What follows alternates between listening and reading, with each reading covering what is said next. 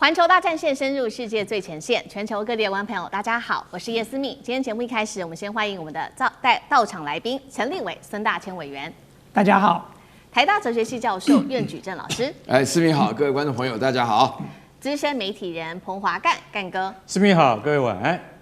好，谢谢观众朋友昨天特别留言给我们，有非常多的留言涌入哦。那么今天持续提醒大家，要记得帮我们的节目在看之前先按赞，并且呢在留言区按下热推荐。没有看到热推荐的话，请帮我们在留言区特别留言热推。那么也帮我们写说你在哪一个城市收看的。一样的，如果有特别希望跟我互动的，可以留言写下思敏我在哪一个城市。那昨天收到了非常多的网友在上面留言，等一下录完影之后，我也会特别针对这些留言来做回复，希望大家能够增强彼此之间的互动。今天节目一开始，我们要持续来关心在这一场美伊的战事，尤其今天要特别来看到的是最新消息，美军的 KC-135空中加油机发出了7700紧急讯号之后，突然间消失了。这起事件我们等一下会做一个比较深入的了解。那么现在根据了解，伊朗的无人机越来越难被打掉了，原因是什么呢？现在说这些低成本的电子战跟来自于伊朗的蜂群战术可以改写整个战场的规则。美国跟以色列的部分则是持续的砸大钱，在增强自己的空优。这一场战斗可以说是高成本对上低成本，谁会先撑不住？今天就这些议题，我们会一起来做关心。我们先来看到是最新消息，本来说美军的空优是有一个神话的，但是这个神话是不是正在被所谓的电子战给破口了呢？外媒的最新爆料说，一架美军的 KC-135空中加油机，它在飞越波斯湾的上空的时候，突然间发出了全面的紧急的讯号，7700的讯号，代表说现在进入到紧急的模式。随后呢，我们可以看到它就直接在雷达上面消失了。大家说这不是一场单纯的飞安事故而已，是不是战场的规则正在被改写呢？我们稍微了解一下这起事件整体发生的一个起因哦。当时呢是一架 KC-135，它在飞往卡达的路上的时候，在飞到伊朗的海域的时候，我们看到是突然间受到了严重的一个干扰哦。正在发生的事情就是在这个海域，伊朗的海域这边发生了大规模的 GPS 的干扰讯号，到底怎么回事呢？来自于印度媒体的报道说，这个就是伊朗的电子战，而且这个电子战正在被实战化。特别专家分析，伊朗现在的优势早就已经不是传统的空战而已了，关键之一就是我们刚刚特别提到的电子战，而现在伊朗更是搭配了它的沙特德无人机，被视为穷国版的精准打击神器。我们要来看一下它是怎么来做打击的呢？起飞的时候它是可以用 GPS 定位的，但是它随后就可以把它切换成惯性导航，也就是即使在被干扰之下，它也可以继续飞。再来就是它一出动的时候会用这种群蜂的战术，数百架的这个无人机可以直接压垮防空系统，对于海湾国家的这一些美军的基地、石油设施可以造成严重的破坏。再来，伊朗很多的无人机，他们更是配备了抗干扰的天线系统哦。这些天线系统的话，也可以保持不被这一些电子战所干扰。再来，最后更让西方现在警惕的就是伊朗是否有导入来自于中国大陆的北斗呢？这个北斗根据了解，只要使用上可以让这个抗干扰的难度倍增，拦截成本当然也会因此而暴增。而另外一边，我们看到美国跟以色列还是在打这种传统的空战，也就是持续投注更多的资金在这一些高价的武器上面。特别来看到美国现在烧钱对抗低成本伊朗的武器，是在花钱买卫士2反无人机的系统，协助美军特战部队强化反无人机的防御。至于以色列的部分，现在最新消息传出，豪砸了换算新台币3.7兆，要来持续投入在 F-35战机，说倍增数量要达到100架。还有 F-15的战机倍增数量要达到50架，所以今天节目一开始特别来看到 KC-135，我们来请教委员，发出了求救讯号，是单一的飞安事件，还是被视为我们刚刚谈了很久的电子战可能搞垮美军吗？再来是连空中加油机如果都不安全了，接下来美军的空优是否还存在？特别关心到伊朗的战力，这一款沙赫德无人机已被证实，不用靠 GPS 也可以去瞄准它的目标，代表传统的电子战难道已经无效了吗？那么美军花大钱，刚刚特别讲的投入在卫士2反无人机系统，高成本，现在是不是只能变成一个被动的防守？委员怎么看？是，我想关于这些特殊的军事装备哦，我想干哥待会儿一定会帮大家做个说明，因为干哥是这个军事装备的专家哦。不过从我的角度来看，其实在这个 KC-135发出了这个求救讯号，然后消失这个事件哦，反映出来了一个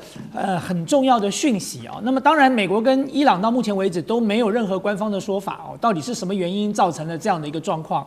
但是最重要的一点是，过去美国在夺取制空权的时候，它最引以为傲的就是它的电子战哦。它号称是全球电子战无敌的国家，它可以用电子战去瘫痪掉任何一个国家的预警机、雷达系统，甚至让这些战机飞了上空之后变成全盲的状态。这是美国过去长期以来这个引以为傲的一个在取得制空权的一个非常重要的这个攻击方式。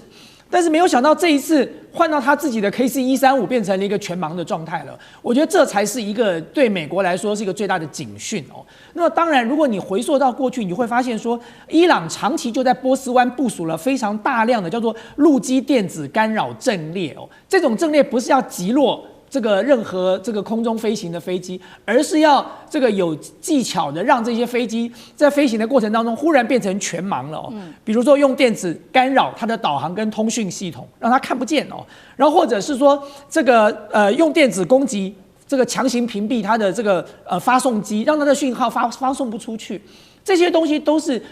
电子战最重要的核心。那么过去是美国用在人家身上哦，那么现在如果反而这个同样的招数用到了美国身上，让美国居然这个措手不及哦，然后无法应对了。那么当然，对于美国接下来不仅是在伊朗哦，它在全球作战的关于电子战的优势恐怕都会逆转。那么当然，我们刚才也看到了哦，就在讲说这个不对称作战嘛。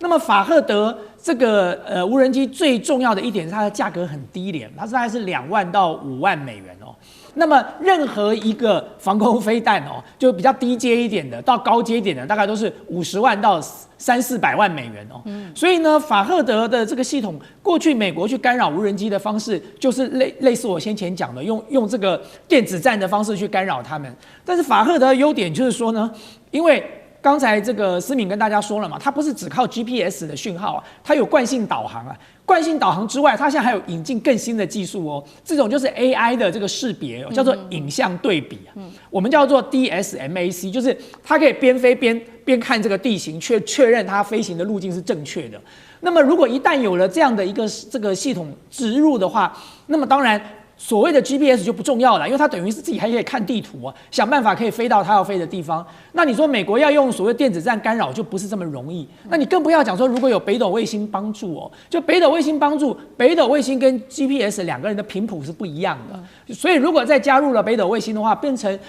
以后你要打击像法赫德这样的无人机，你需要更宽的频谱哦，来进行全面的干扰，才有可能达到目的。所以其实这一战哦，在伊朗的战场上，我觉得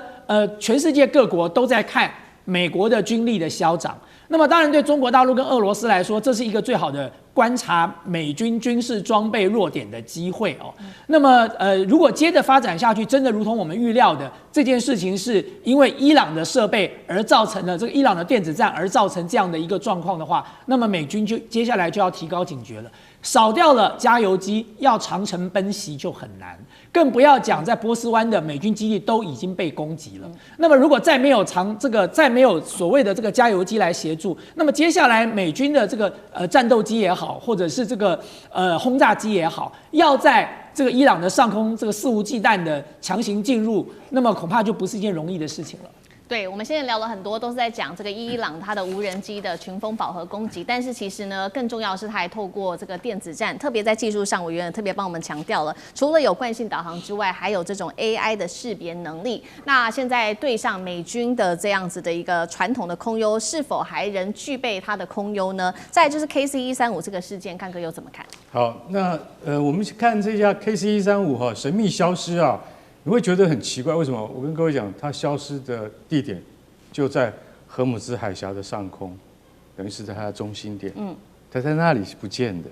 它在那里不见就太奇怪了。为什么？因为那个地方应该是美国的电子干扰，刚才像大千讲的，最强烈的地方，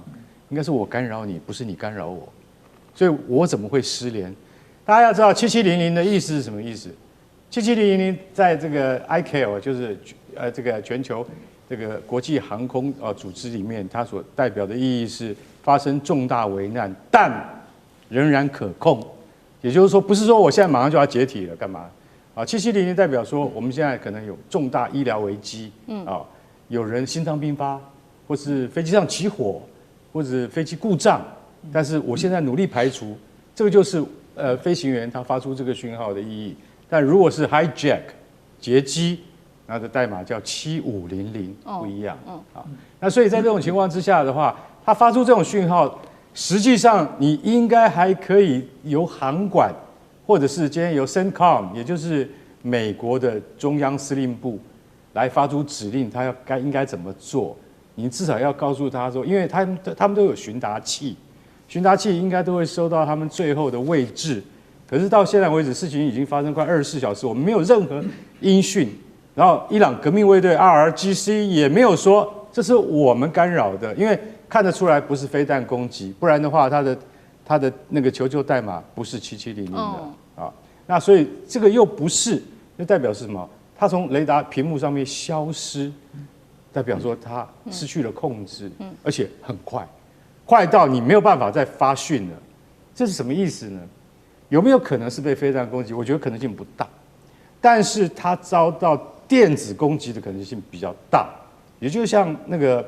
印度媒体他所讲的说，真正的电子战来了，非常有可能。你为什么？讲句实在话哈，我们先看看北斗卫星有没有可能在这里面有扮演一个角色。我认为是有可能的。为什么？2021年，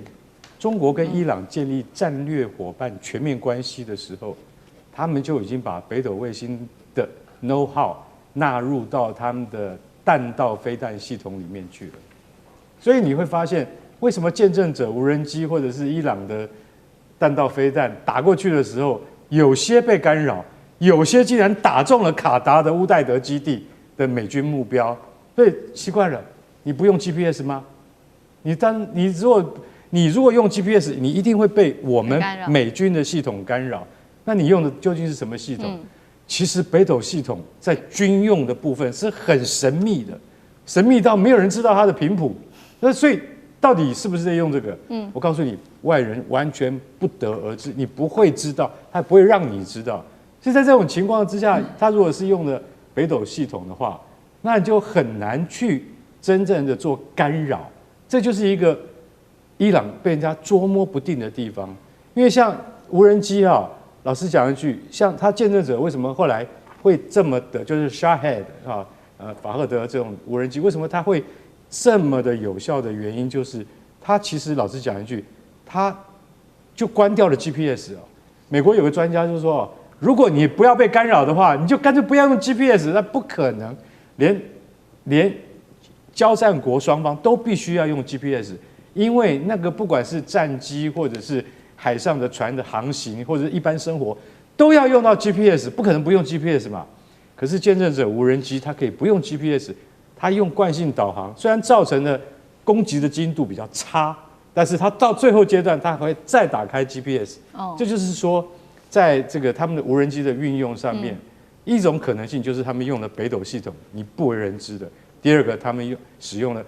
惯性导航，再还原到 GPS 的系统。所以说，今天这个KC-135空中加油机的失踪事件，我觉得到现在美国还是讳莫如深。那很可能是遭受到伊朗的电子干扰，我觉得这个可能性最大。好，所以现在看起来这一起事件跟这个伊朗它拥有的技术有关系，不管是惯性导航或者来自于中国大陆的北斗。那苑老师又怎么看呢？我认为这一场战争，请大家稍微注意一下这个地缘关系的纵深啊。首先，第一个的话呢，在美国航空母舰上就是说是原来福特号，现在福特号走了就是说是它林肯号的话，要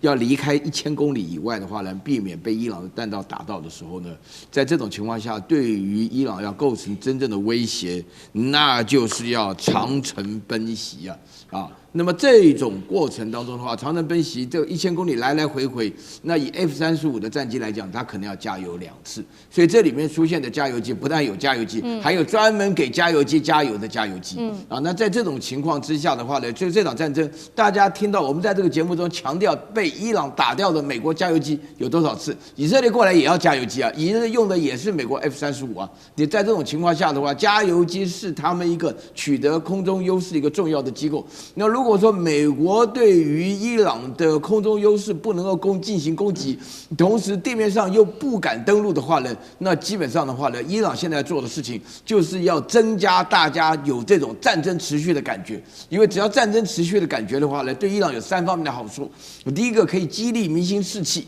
第二个的话可以让川普感觉到非常困难在美国国内，然后第三个战争持续进行的话呢，让美军现在是进退两难。这种情况，目前为止是不战不和啊，然后不打不谈的这种情况下，那伊朗打开这个僵局的话，它需要透过这种来克制美国的武器。我觉得北斗导航的卫星一定有发挥一定的功能。在这种情况下，大家听我刚刚一分析，尤其是干哥讲到说它是极机密的情况下，但是这个战争持续下去，对谁好对谁不好，这对于国际的情势的发展，尤其是5月中川普想到中国去的时候，大家一想就懂了。在这里头当中，你不能直接帮忙，但是你间接可能老早就已经开始了。好，谢谢苑老师。那我们休息一下，马上回来。地缘政治、美中之争、战略价值、强权崛起、小国生存，现在与未来洞悉事件走向，掌握世界脉动，全球观点尽在环球大